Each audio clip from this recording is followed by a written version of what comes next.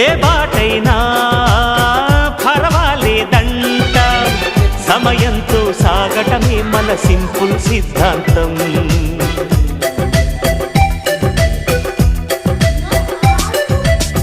చిరుగాలికి పరిమళమిచ్చే సిరిమల్లెల వనమై ఉందాం, గగనాన్ని నేలను కలిపే హరివిల్లుల వంతెన అవుదాం. ఆనందం అంటే అర్థం మనమందా, ప్రతి పూట పాటై సాగే హుషారు సరిగమలో.